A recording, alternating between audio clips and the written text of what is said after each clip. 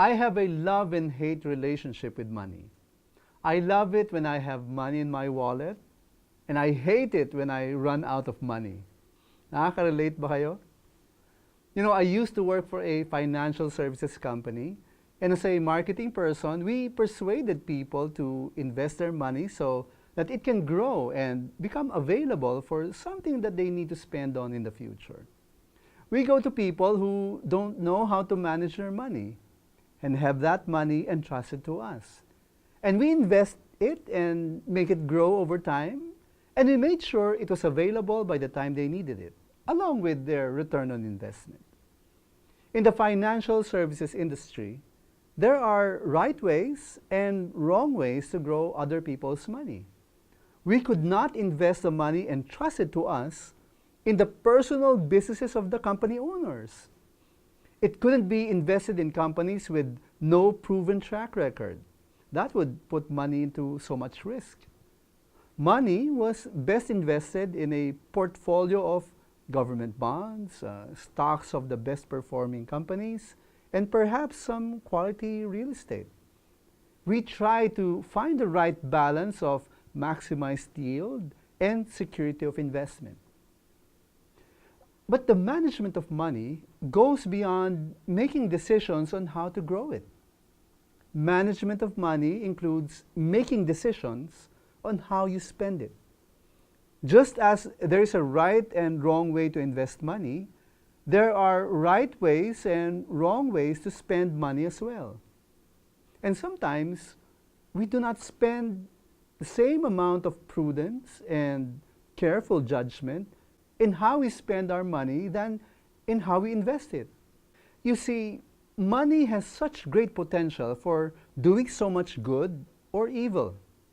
And how you use your money has so many implications on your life, this side of eternity and beyond.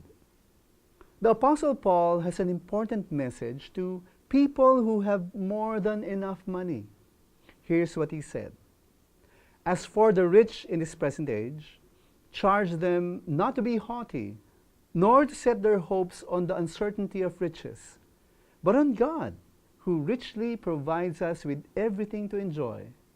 They are to do good, to be rich in good works, to be generous and ready to share, thus storing up treasures for themselves as a good foundation for the future, so that they may take hold of that which is truly life. In this passage, Paul was telling his student Timothy that as he spiritually mentored people who were rich in material wealth, for them to quit being so full of themselves and so obsessed with money. After all, money cannot buy your way to heaven. Money is never permanent. It can be here today, but gone tomorrow.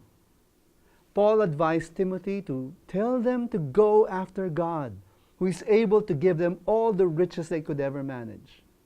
But beyond that, the rich must use their money for truly worthwhile things, to do good, to be rich in helping others, to be extravagantly generous.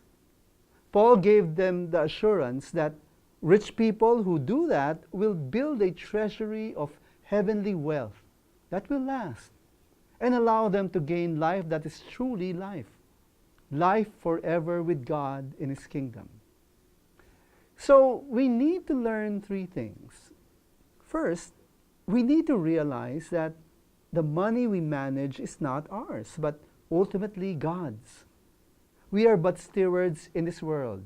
We manage the resources and, yes, the money that God has by His grace allowed us to possess. The second thing we need to realize is that money is not a treasure worth keeping. You cannot keep it forever. You may even lose it for reasons beyond your control. And since you really cannot keep it forever, the third thing we need to realize is very counterintuitive. The best use of money is to give it away, to share it as we do good in the lives of others. So it's good to financially support your church. It's also good to help out people who are in distress, perhaps due to some crisis or due to health emergencies, or you can just extend some assistance to someone to help him get back on his feet. Give to good causes. Give to organizations whose work you believe in. Do this in ways that will make God look good. Doing this gives us a return on investment that far exceeds the value of the money we give away.